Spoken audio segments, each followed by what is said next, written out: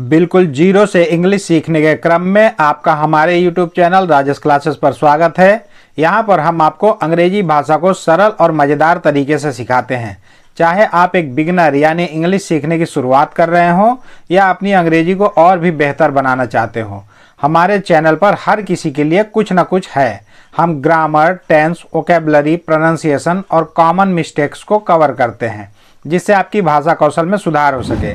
नए वीडियो के लिए सब्सक्राइब करना ना भूलें और बेल आइकन को दबाएं ताकि आप किसी भी अपडेट को मिस ना करें। आइए मिलकर सीखते हैं और अपने भविष्य को उज्जवल बनाते हैं। तो आज की इंटरेस्टिंग स्टोरी का टाइटल है द ग्रेटफुल ईगल। ग्रेटफुल मतलब होता है आभारी, कृतज्ञ, एहसानमंद। तो एहसानमंद ईगल, ईगल मतलब गरुड़, बाज, उकाव पक्षी, ये होता है ना। मतलब बाज जो है वो गरुड़ से कद में छोटा होता है और गरुड़ बड़ा होता है। बाकी इसकी जो संरचना है वो एक ही जैसा दिखता है, तो इसे बाज भी बोल सकते हैं या गरुड़ भी बोल सकते हैं। तो एहसानमंद Garuda. Once a peasant saw an eagle caught in a trap। एक बार, once मतलब होता है एक बार, एक किसान, पेजेंट मतलब होता है किसान, देखा, सी का सेकंड रूप है सा, सी मतलब देखना, सा मतलब देखा, एक गरुड़ को काट पकड़े हुए इन अ ट्रैप, जाल में फंसे हुए, पकड़े हुए। कैच मतलब पकड़ना होता है और काट मतलब पकड़ा, तो यहाँ पे फंसना होता है। जाल में पकड़ाता है यानी फंस गया, तो जाल में फंसे हुए देखा। The kind peasant set it free. जो दयालु, काइंड मतलब दयालु होता है, काइंड मतलब प्रकार भी होता है, तरह भी होता है, लेकिन यहाँ पे काइंड मतलब दयालु। दयालु किसान सेट इट फ्री, उसे स्वतंत्र कर दिया। फ्री मतलब आजाद, स्वतंत्र। सेट मतलब तो करना, होना, रखना, लगाना, बैठना, बहुत चीज होता है, तो उसे आजाद कर दिया।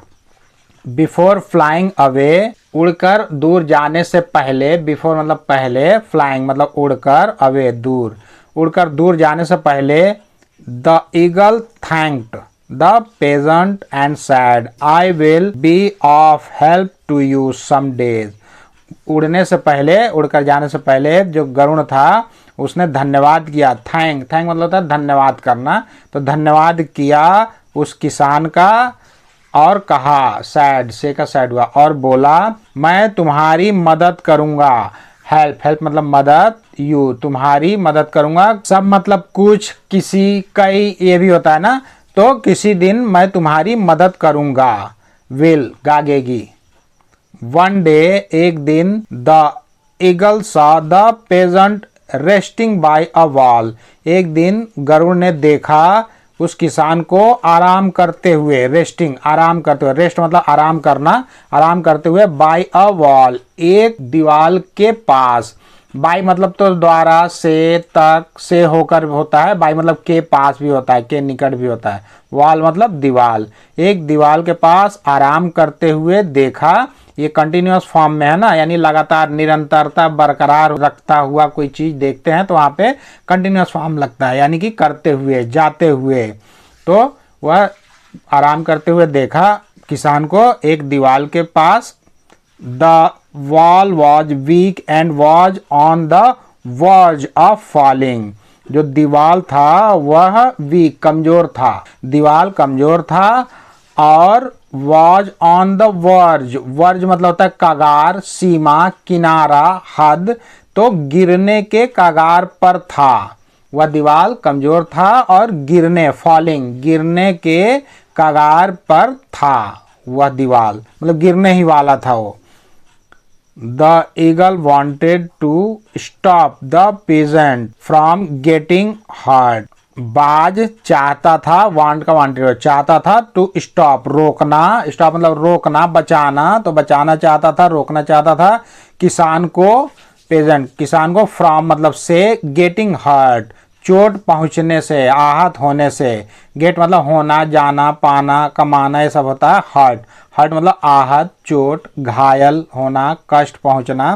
तो घायल होने से, आहत होने से वह उसे रोकना चाहता था, बचाना चाहता था। बाज। टू सेव द पेजेंट, किसान को बचाने के लिए, सेव सुरक्षित करना, बचाना। टू मतलब के लिए, यहाँ पढ़ेंगे ना। टू मतलब को, से, तक, ये सब होता है ना, लेकिन जब भी टू के बाद कोई वर्ब देखेंगे ना तो इसका उच्चारण के लिए से करते हैं हम। तो किसान को बचाने के लिए the eagle picked up the bundle of sticks kept near the pageant.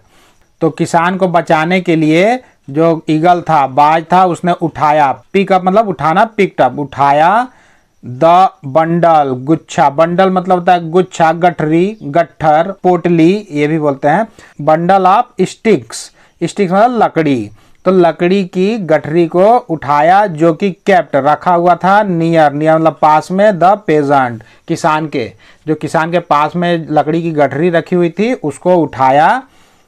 The peasant ran behind the eagle to get his bundle back. फिर वो किसान देखा कि अरे मेरा बंडल तो लेके बाज चला गया, उड़ गया, तो वह रैन बिहाइंड द ईगल, गरुड़ के पीछे दौड़ा, भागा, रन का रैन हुआ है ना, टू गेट पाने के लिए, हिज बंडल बैक वापस, अपनी गठरी को वापस पाने के लिए वह ईगल के पीछे, गरुड़ के पीछे भागा, दौड़ा। The eagle dropped the bundle on the ground a few yards away. जो बाज था वो गिरा दिया, ड्रॉप, ड्रॉप मतलब बूंद होता है, ड्रॉप मतलब गिराना भी होता है, तो गिरा दिया, ड्रॉप्ड, गिरा दिया उस गठरी को, ऑन द ग्राउंड मैदान में, मैदान पर गिरा दिया, ऑन मतलब पर में भी होता है ना, तो मैदान में गिरा दिया। अ फ्यू यार्ड अवे, कुछ गज दूर, यार्ड्स, यार्ड मतलब गज होता है ना, कुछ गज दूर में जाके मैदान पे वहां गिरा दिया, दीवार से कुछ दूर जाके। The peasant picked up the bundle and returned to the wall. किसान उठाया, पिक्ड अप उठाया उस गठरी को और वापस लौटा, रिटर्न वापस लौटा, टू द वॉल दीवाल की तरफ, दीवाल के पास वो फिर वापस गया जाके, फिर सोचा आराम करूंगा मैं। But he was amazed to find that the wall had fallen to pieces. लेकिन वह देखकर हैरान रह गया था, अमेज्ड, अमेज मतलब होता है चौंकना, अचंभित होना, हैरान होना, तो वह चौंक गया था, हैरान हो गया था। टू फाइंड यह पाकर, फाइंड, फाइंड मतलब पाना, तो यह पाकर वह हैरान रह गया था कि, दैट मतलब वह होता है, दैट मतलब जो होता है, दैट मतलब की भी होता है, कि दीवाल हैड फॉलन गिर चुकी थी, टू पीसेस टुकड़ों टुकड़ों में, पीस मतलब टुकड़ा, पीसेस मतलब कई टुकड़ों में, तो कई टुकड़ों में गिर चुकी थी। फॉल, फेल, फॉलन ये थर्ड रूप है ना, और यहाँ पे हेल्पिंग और हैड लगा है, यानी कि ये पास्ट परफेक्ट टेंस का सेंटेंस हो गया, क्योंकि वहीं पे हेल्पिंग और हैड के साथ मेन वर्ब का थर्ड फॉर्म यूज होता है ना, यानी चुका था, लिया था, दिया था, तो वह गिर चुका था। The peasant realised that the eagle had saved him. अब पेजेंट मतलब किसान, रियलाइज्ड, रियलाइज मतलब अनुभव करना, एहसास करना, महसूस करना, तो वह एहसास किया कि जो ईगल था, बाज, हैड सेव्ड हिम, बाज ने उसे बचा लिया था। ये भी जो है ना पास्ट परफेक्ट टेंस का ही सेंटेंस हो गया, क्योंकि यहाँ पे भी हेल्पिंग और हैड लगा है और सेव का सेव्ड हुआ है। तो अब किसान को एहसास हुआ कि बाज ने उसे बचा लिया था, बाज बचाने के लिए ही गठरी लेकर भागा था ताकि मैं उसके पीछे जाऊं। ही recognised the eagle immediately as the one whom he had set free। उसने बाज को शीघ्रता से, इमीडिएटली शीघ्रता से, फौरन, तुरंत पहचान लिया। रिकॉग्नाइज मतलब होता है पहचानना, मान्यता प्राप्त होना, मान्यता देना किसी को, उसको रिकॉग्नाइज्ड बोलते हैं ना। तो वह बाज को फौरन पहचान लिया कि यह वही, एज, एज मतलब जब, जैसा, चूंकि, मानो होता है, एज मतलब वही भी होता है, वैसा ही होता है, तो ये वही है जिसे, हो मतलब किसे, जिसे, किसको, जिसको, ये होता है ना, तो जिसे ही हैड सेट फ्री आजाद कराया था। तो यह बाज वही था जिसको उस किसान ने उस फंदे से आजाद कराया था। तो मोरल ऑफ द स्टोरी क्या है? मोरल मतलब होता है नैतिक शिक्षा। A compassionate act is always rewarded. एक दयापूर्ण, करुणामय, कंपैशनेट मतलब होता है दयापूर्ण, करुणामय, दयाशीलता वाला। एक्ट, एक्ट मतलब कार्य, कृत, कार्रवाई। इज ऑलवेज हमेशा, ऑलवेज मतलब हमेशा होता है, रिवॉर्डेड पुरस्कृत, सम्मानित। रिवॉर्ड मतलब पुरस्कार, सम्मान। तो एक दयालुतापूर्ण कार्य सदैव पुरस्कृत होता है। ये कहानी हमें ये सिखाती है, यानी कि अच्छे कार्यों का प्रतिफल अवश्य मिलता है, भले ही वह अप्रत्याशित समय और तरीके से मिले। यदि हम दूसरों के प्रति दयालु और सहायक होते हैं तो वह भलाई किसी न किसी रूप में लौटकर हमारी रक्षा करती है। किसान ने निस्वार्थ भाव से बाज की रक्षा की, मदद की और बदले में बाज ने समय पर किसान की जान बचाकर अपनी कृतज्ञता व्यक्त कर दी। यह कहानी हमें यह भी सिखाती है कि दूसरों की भलाई के लिए किया गया प्रयास न केवल उन्हें बल्कि हमें भी सुरक्षित रख सकता है। हमें हमेशा परोपकार और करुणा का व्यवहार करना चाहिए, क्योंकि ये गुण जीवन में सकारात्मकता और सुरक्षा लेकर आते हैं। तो इस वीडियो में आज के लिए बस इतना ही। यदि आज का लेसन आपके जीवन में जरा सा भी वैल्यू ऐड किया होगा तो कृपया वीडियो को लाइक करें, चैनल को सब्सक्राइब करें और बेल आइकन को प्रेस करके ऑल पर सेट कर लें, ताकि मैं जब भी इस तरह कोई वीडियो अपलोड करूं तो उसका नोटिफिकेशन सबसे पहले आपको मिल सके। तो बहुत जल्द मिलते हैं एक और मजेदार और ज्ञानवर्धक वीडियो के साथ। तब तक के लिए आप लोग अपना ध्यान रखें, खुश रहें, मस्त रहें, स्वस्थ रहें एंड कीप लर्निंग। नमस्कार।